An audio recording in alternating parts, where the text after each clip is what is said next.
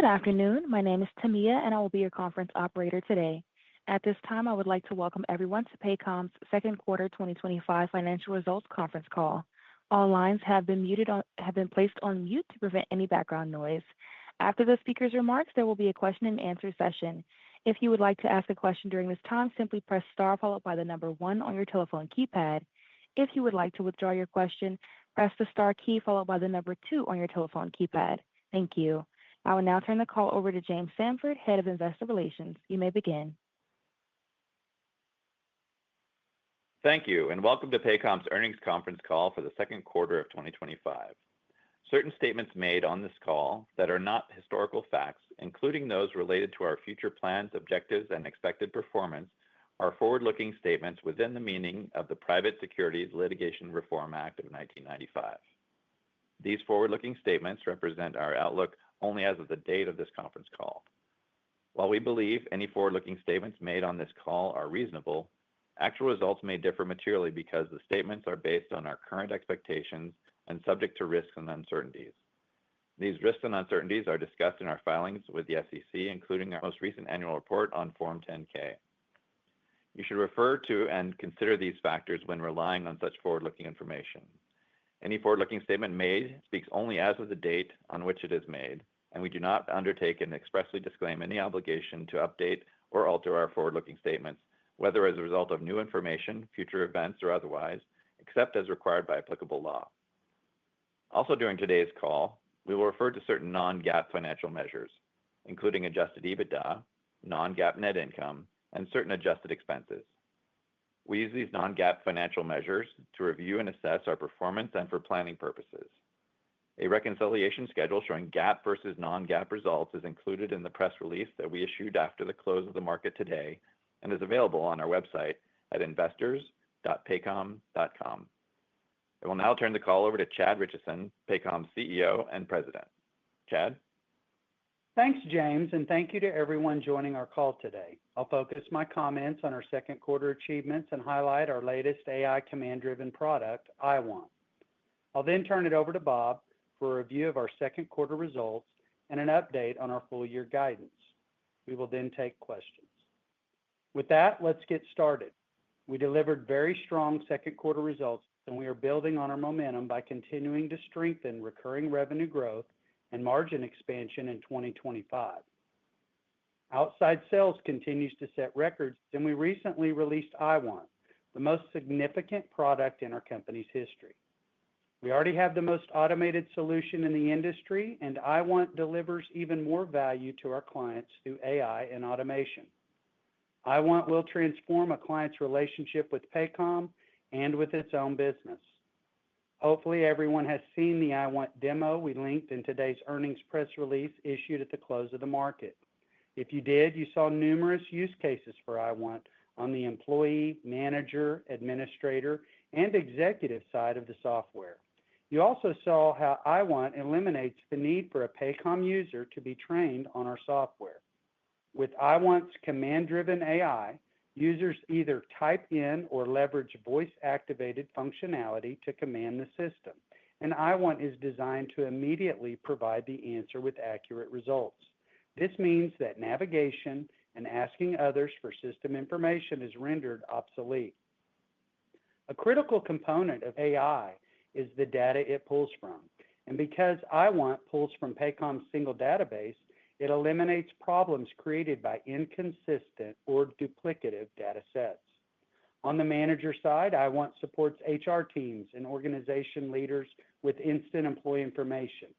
For example, a manager can use IWant to pull data on when an employee returns from vacation, see who's clocked in for the day, or analyze an employee's pay history. These are just a few examples of the power of IWant. Before IWant, executives like myself were dependent upon others to complete reports and provide critical decision-making information.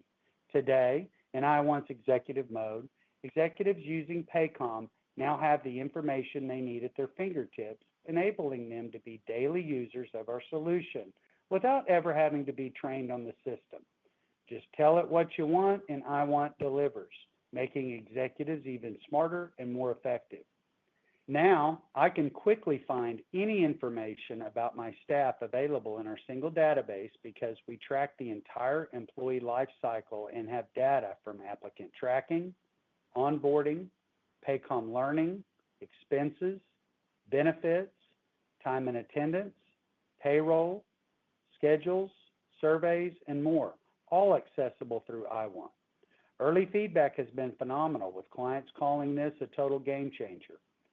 iWant's command-driven AI engine will increase usage among non-daily users in our system, and I fully expect iWant to increase satisfaction and client ROI. Voice-activated, command-driven functionality is the future for all software, and Paycom's future started last week.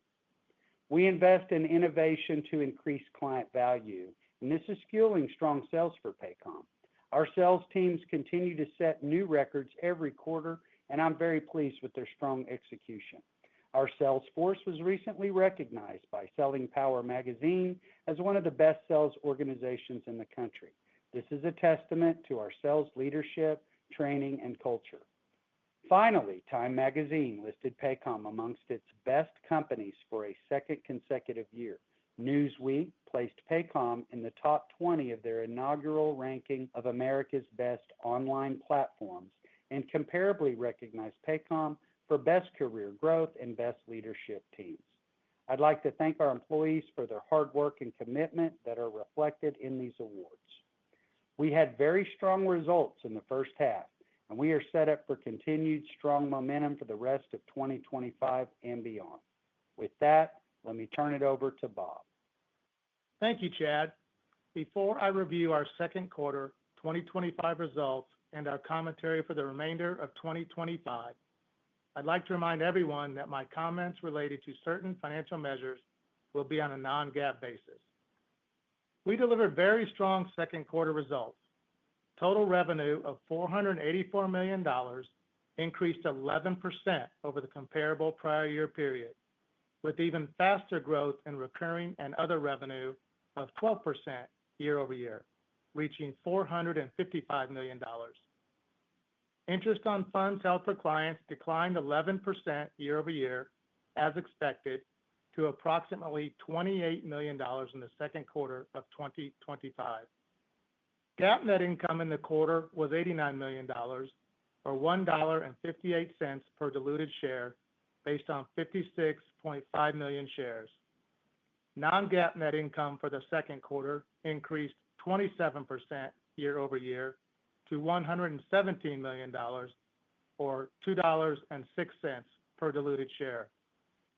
Profitability in the second quarter also increased significantly, with adjusted EBITDA of $198 million, reflecting a 24% increase over the prior year period.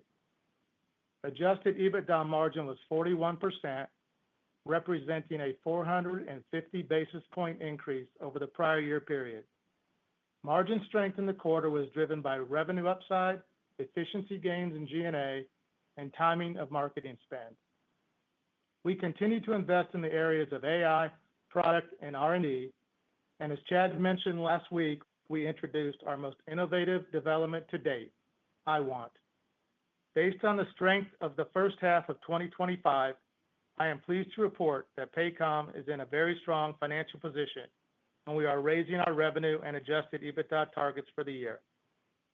Our balance sheet is also very strong. We ended the second quarter with cash and cash equivalents of $532 million and no debt. The average daily balance on funds held for clients was approximately $2.6 billion in the second quarter of 2025, up 10% over the prior year period.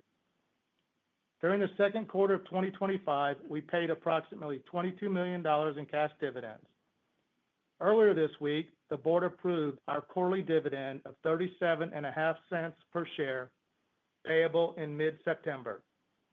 We also purchased roughly $33 million of common stock through net downs on vested stock during the second quarter of 2025, and we still have $1.44 billion remaining under our stock repurchase plan. Now, let me turn to guidance for 2025. We continue to have success selling and onboarding new logos. Based on our strong first half results and our outlook for the remainder of the year, we are raising our full-year revenue and adjusted EBITDA guidance ranges. We now expect total revenue to be between $2.045 billion and $2.055 billion, up 9% year-over-year at the midpoint of the range. For the full year 2025, we expect recurring and other revenue to be up 10% year-over-year, including quarterly growth of approximately 10.5% and 11% year-over-year in Q3 and Q4, respectively. Our revenue expectation for interest on funds held for clients is now $113 million in 2025, down 10% year-over-year, assuming 2 rate cuts later this year. Revenue upside, along with continued automation of HCM and payroll manual tasks, is driving margin improvement for Paycom. As a result, we are raising our full-year adjusted EBITDA guidance range to between $872 million and $882 million. This represents a second increase to our prior adjusted EBITDA margin guidance to approximately 43% at the midpoint of the range.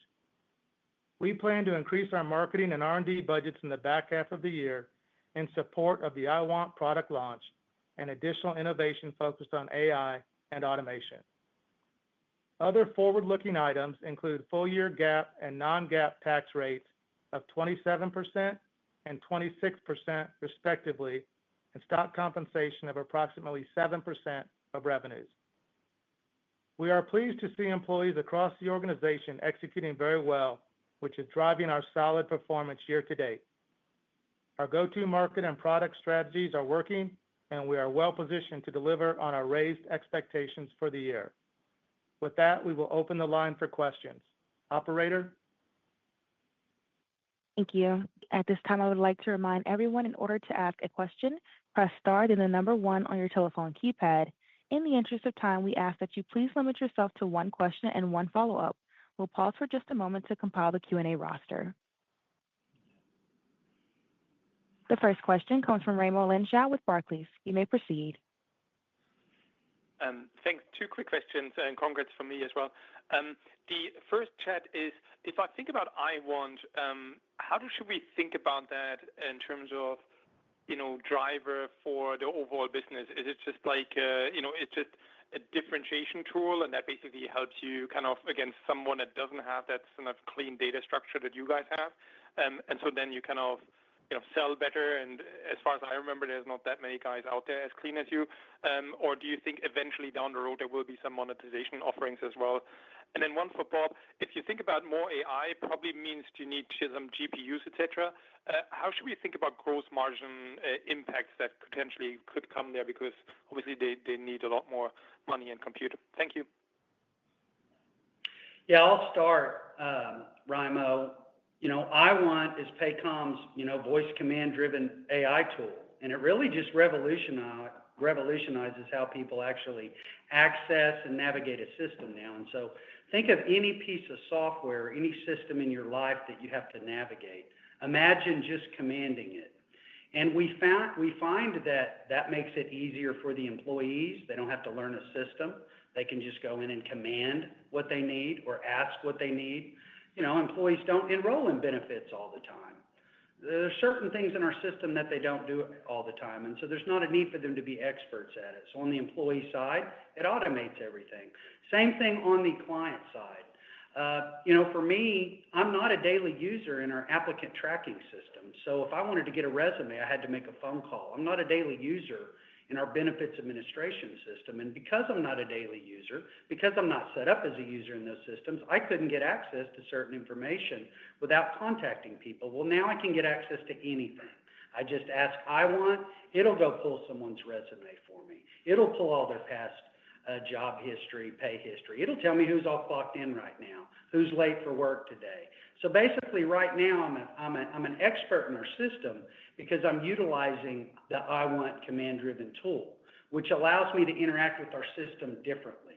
And so what's happening is, as we've turned this on and activated this for clients, more and more users and executives are actually engaging with the system. And it's eliminating the need for them to communicate with others in their organization or slow down the chain of data moving. And then I'll let Bob take. And then as far as from a monetization process, I mean, this is everything. This is a different way to utilize software. I'm unfamiliar with any other SaaS company that has a command-driven navigation throughout their system. And so I do think this is going to be, a thing for not only our industry, but any type of software where users are currently navigating it. So I'll stop that and let Bob answer the GPU question. Thank you, Raimo. Yeah, we see that there'll be a need, so we're expanding margins as we've talked about, and we expect those to be up several percentage points throughout the rest of the year, and we're going to take that and reinvest that back into CapEx, AI, and equipment. And as a result, we do expect free cash flow to be similar to last year. Thank you. The next question comes from Mark Marcone with Baird. You may proceed. Good afternoon. Thanks for taking my questions and congratulations on the strong quarter. Chad, the product is really slick. I like it. I'm wondering if you can talk a little bit about what the marketing plan is. Is it already turned on with all of your existing clients? If not, what do they need to do? What's the training, methodology just in terms of making them all aware of it and how they can use it? And then how are you going to unfold that in terms of, national advertising? Are you going to switch your campaign in order to focus on this? All right. So, the marketing plan for IWant, first of all, we started turning on our first clients on July 31st. We've turned on 10% of our clients so far this week. I would say by the end of this week, we're at 15 to 20% activated. And by turning on, IWant you can still navigate our system if you want to. I mean, you can still navigate it if you want to.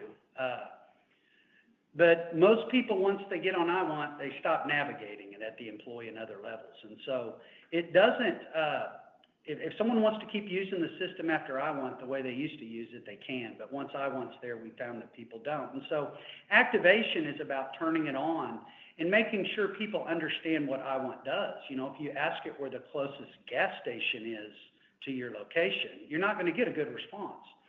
So it's important that people understand how to use IWant. And so we go through a list of about 20 prompts once we turn people on and they understand it, and then they're off to the races. And so we do expect to be able to activate all of our clients throughout the remainder of this quarter.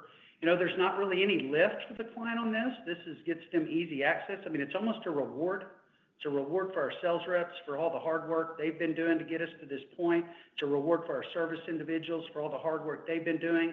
Now they're calling clients with very positive news. It's a reward for these clients that have implemented these different modules, believed in the single database system, and now they get instant access to all of it without having to be trained or what have you. And so this will be everything for us in the future. And really, I do see this being the way that every company, and I mean every company that has business-to-business type software, even consumer software, I see this as the way it's going because there's just no need to be trained in a software, now that we have new tools available to us. As far as the training, there's not much to it. And as far as the national advertising, we're doing a lot of full solution automation. So think of that as a way that you access it. You still want to be set up on Gone. You want to be having decisioning logic. You want to be set up on Betty. And then IWant is just how you get to access all that. You don't have to become an expert. And so we're really excited about it into the future. And, everything we develop now will have an IWant component to make sure we keep it clean. Thank you. The next question comes from Kevin McVeigh with UBS. You may proceed. Great. Thanks so much. My congratulations as well. I guess in terms of IWant, how are you going to monetize it, Chad? Is it kind of part of kind of a base PEPM? Is it an individual, or is it just a core package you have to adopt based on a certain number of modules? Any way to think about just the pricing and go-to-market motion on it? Yeah. So, I was with somebody in the elevator earlier, and I wanted to look them up and see how long they've been here and what their resume looked like and their job history and everything at Paycom. Well, that requires me to have some modules. So one way that I want will also expose data that, maybe you haven't looked at in a long time, so you're able to see it. But, if I'm asking, if one of our clients is asking, I want for resume information, or if they ask them for prior work history information and they're not on our applicant tracking system, they're not going to have success pulling that information. And so in one way it'll help us is, I do think there'll be more full solution deployments across our client base so that you get access to it. Another way is we do expect it to increase our sales volume. It's a revolutionary product. It's easy to use. And I do think it's going to, over time impact our retention as these clients become more engaged in the software and get the full value available to them. IWant removes all the impediments to value. So now you just get it. You didn't have to work for it as much. And so, we're really excited about what it can do for us on all those fronts.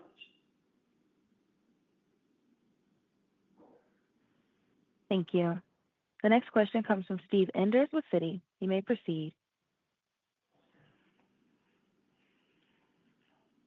Okay, great. Thanks for taking the question here. I guess just to start, I just want to understand what actually maybe was different versus what you were expected coming into the quarter, because it looks like the upside looks pretty solid versus maybe what we've seen in the past few quarters. So I guess what just kind of happened there, and then I guess secondly, just as we think about IWant and what that means, is there any implications for what that means for Beti adoption, or really need to adopt Beti to get the kind of full functionality of IWant?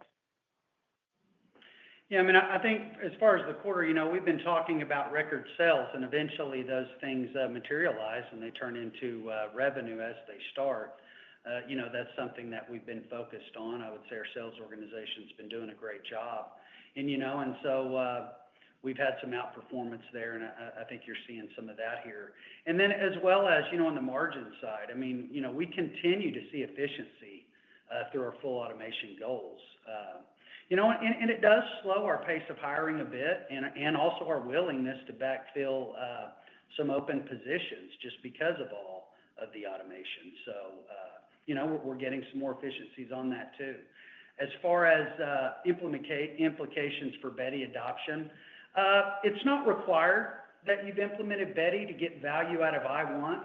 I do think that, the more of Paycom's products that you use, which would include Beti, the greater the value you're going to get from it, and the more questions it will answer for you, the more insight it will give you. And so I do think IWant makes it easier to use all that additional functionality, but there's not a requirement that someone would have Beti. Although I will say, I believe Beti is a very important product, and I still say that it's the best way to do payroll for employees. And actually, we have a lot of clients that boomerang back to us because they felt it when they left, and the need for having accurate payrolls to prevent errors before they become problems. Thank you.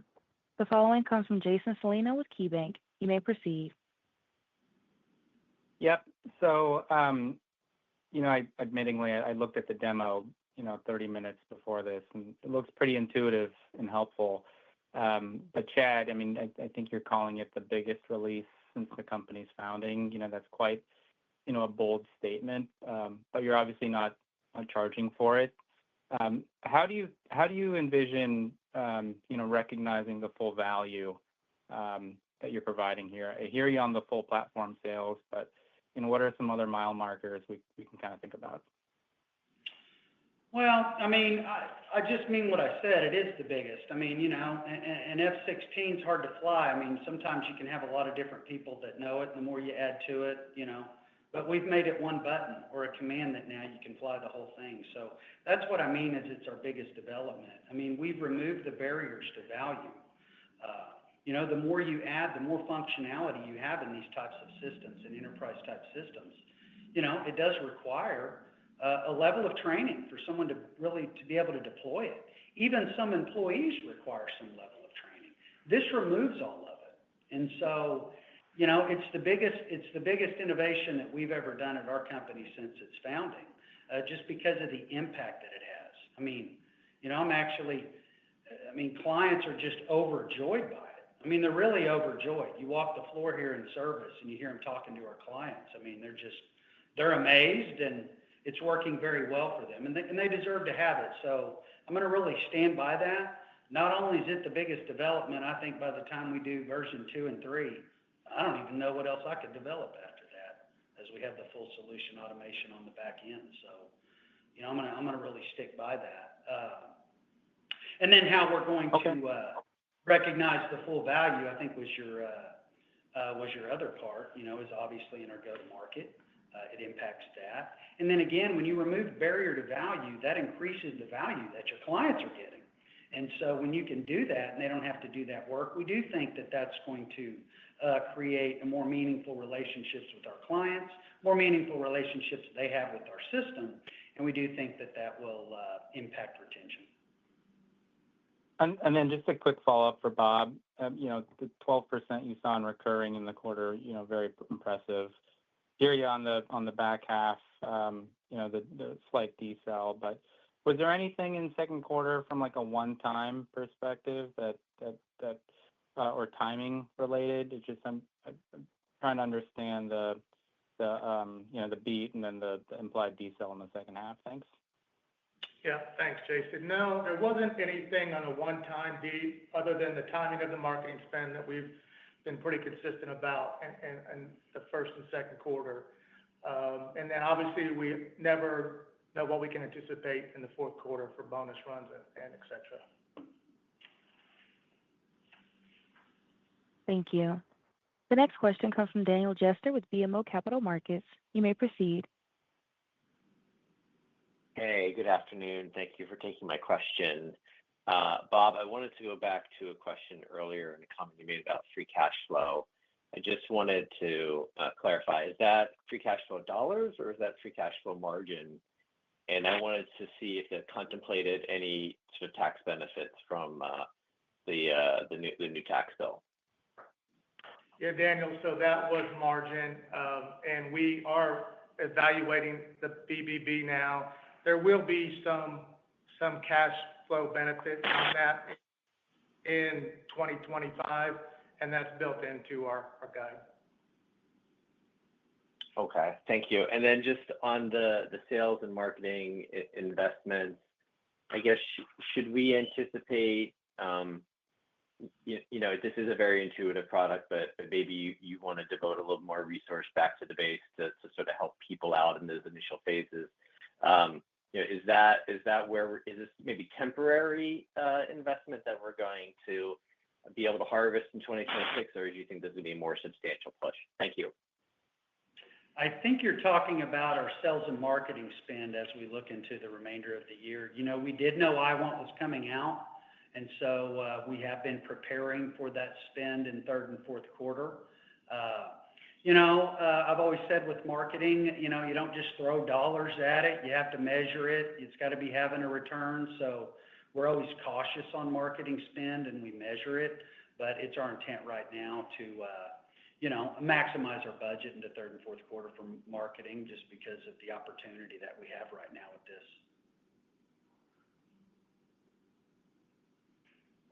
Thank you.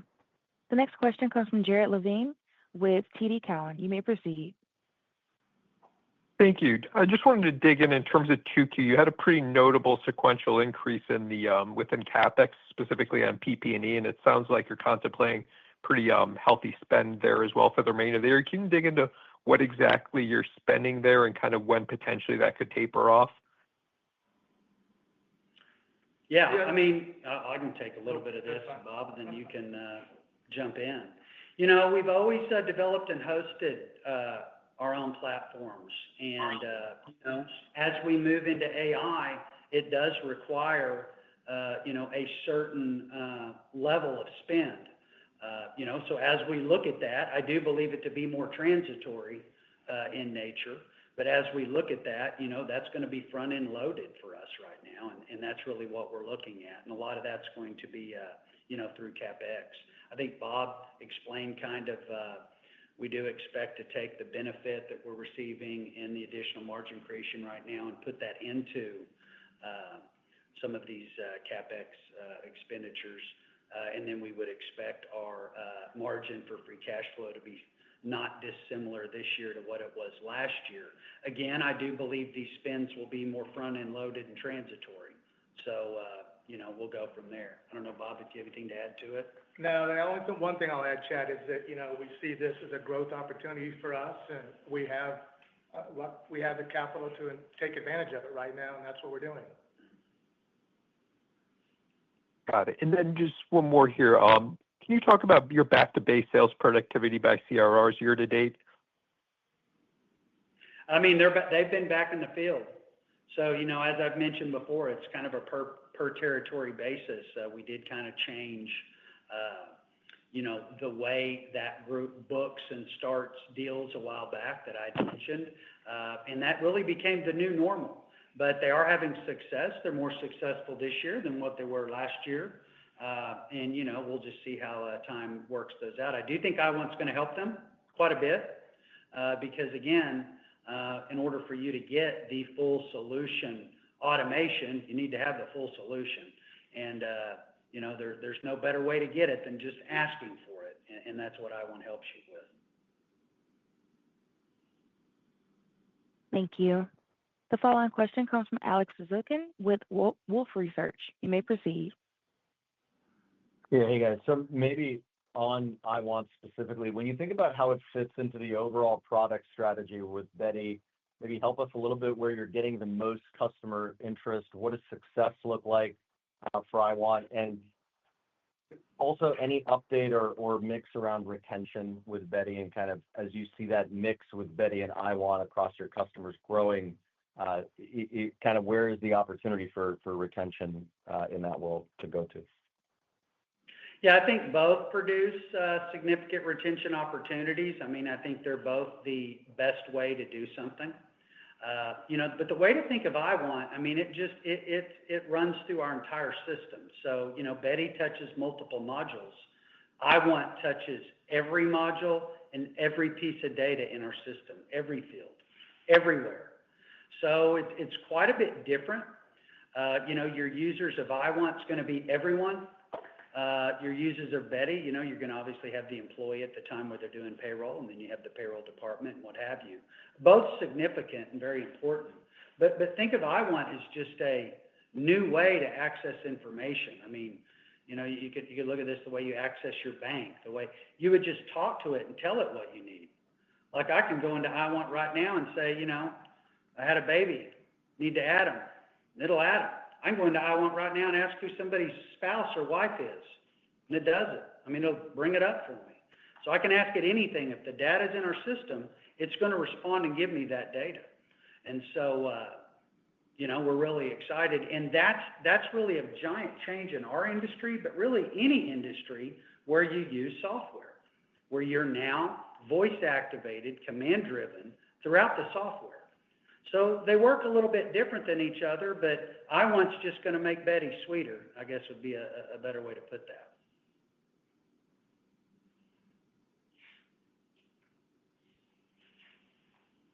Thank you. The following comes from Bhavin Shah with Deutsche Bank. You may proceed. Great. Thanks for taking my questions. Chad, you just kind of mentioned earlier that you think the CapEx will be a little bit more transitory as you build this out. And kind of with you owning the entire tech stack and once the entire customer base is up and running on I1 and extending usage, why shouldn't there be more continuous spend from a CapEx perspective as users kind of use it more and you're kind of running through GPU cycles? Well, I mean, I think there's a certain amount of spend you have to do just to get to the starting line, and then I think on an ongoing, it becomes more incremental. But I think as you're looking at rolling out massive usage, like I said, I mean, we would expect to activate all of our clients this quarter.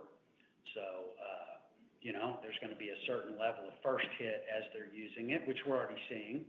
And then, in subsequent quarters and years, of course, we will add to that.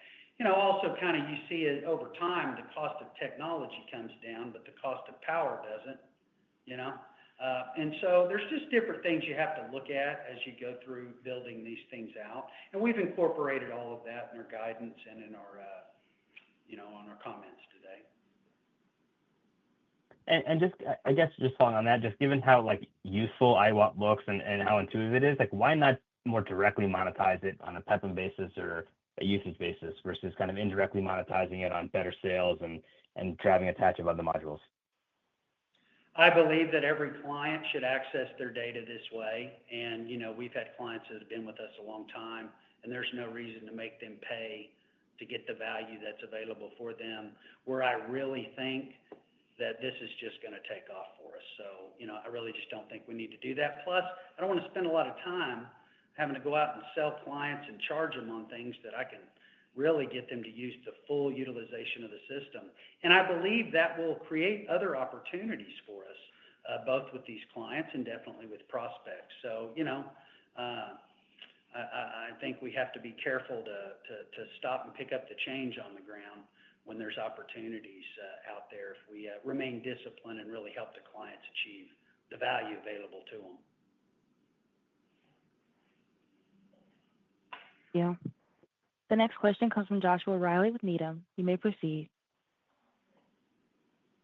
All right. Thanks for taking my question. I was just curious, maybe a little different angle and some of the other things we've been talking about, but how are you adjusting your sales and marketing processes internally with all the new different AI sales tools that are out there for front-end lead automation? And then also, along with that, the way that customers find you might be changing as well, with organic Google search traffic declining kind of on a secular basis over time.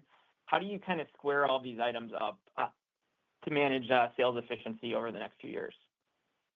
Yeah, I mean, I would divide marketing separate from sales. I would say our marketing group's been using those tools efficiently for quite some time and continue, the tools available to them and continue to seek more to that. I mean, from a sales process, we went right back to the way we were selling back in 2000. We went right back to that type of training, leverage, and influence when Amy took over, and that's been working very well. I'd love to think a product sells itself, but that's not true. At the end of the day, you have to have great salespeople who are out there working with the client to help them understand the value that's going to be created, and you have to have a very strong ROI case. So, we're going to continue to sell the way we've been selling. But I would think about this as it just changes. I mean, it's night and day. When we rolled this out on July 30 or 23rd to our very first client, I mean, it's night and day how you utilize our system on a go forward from a simplicity standpoint. And I do think that that's going to weave itself into sales. I mean, again, and by the way, we turned our first client on July 23rd. I don't even think we gave it to sales until last Monday, So, they're just now a week in maybe at the most to actually being able to go out there and talk about it. So we'll kind of see the impact that IWant has on the sales organization here over the coming quarters and years for sure. Just a quick follow-up. Is it fair to say that the new sales activity was up sequentially from Q1 to Q2? And how do you think about that in terms of visibility for revenue in the second half and how, level of visibility that you have into the updated revenue guidance? Thanks, guys.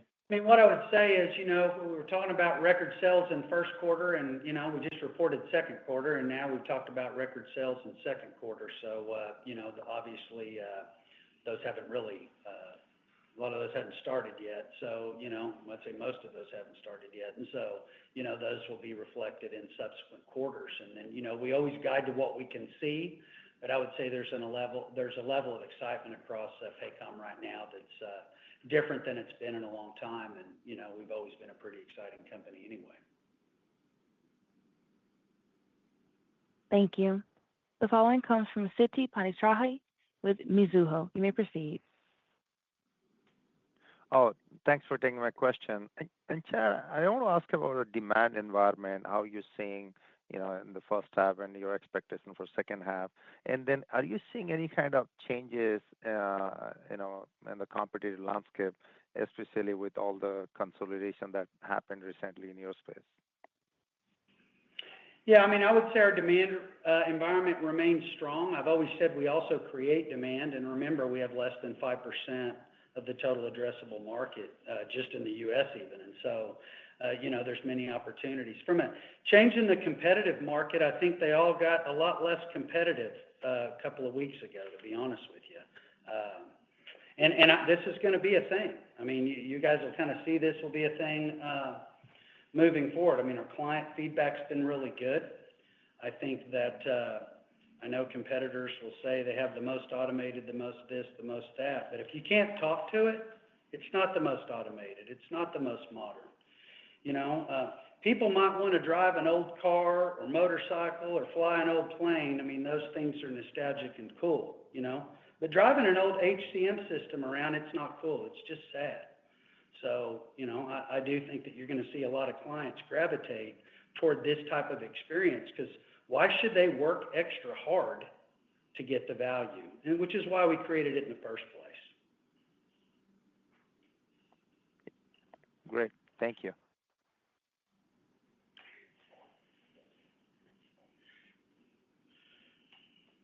Thank you. The final question comes from Jake Roberts with William Blair. You may proceed. Yeah, thanks for taking the questions. When you talk about IWant taking off for you, where do you think it shows up most? Is that new logos? Is it retention? Is it new product adoption? I guess what should we be looking for on our end? And when do you think it actually starts showing up more meaningfully in the numbers? I mean, I think it's going to start showing up in all those areas. I mean, I'm very bullish on it showing up in all those areas. Obviously, new sales, new logo ads has always been the largest opportunity we have to increase and drive revenue growth. So, I would definitely expect that to be probably the largest bucket of that. But I will also tell you, I expect to have a huge impact on our retention over time as people are using it, becoming more acclimated to it. And I also think it's going to have an impact on our CRRs being able to go out there and be able to talk to someone about, if you want to be able to pull data from the complete employee lifecycle, and if you want your employees to actually be able to leverage all of this, it's really important that you have these other modules that we have. And so I also think it's going to make an impact there. And I believe win-backs. We're already seeing that. I mean, we're seeing clients that were gone from us a real short period of time come right back because of Betty or gone or some of these other things or just client service that they like, and this just changes all of that. I mean, I don't know how you go from being used to commanding a system and just telling it your problem that it solves. I don't know how you go back to navigating and trying to find out how to fix your own problem. It just seems like people don't usually go backwards in technology. They don't do that too well. None of us, even in our consumer lives, none of us go backwards in technology very well. And I think that IWant has made it easier to access all the automation. And I think it would be very difficult for clients once they're getting full value to, want to have less. Okay, that's helpful. And then can you talk about how the initial rollouts of the new offices in LA, Raleigh, and Providence have been going? And now that it feels like the business is in a much healthier place, should we expect a more regular cadence of office launches moving forward? Yeah, I mean, I don't know that we've had as much of a regular cadence. Maybe there for a while we were doing 3 or 4.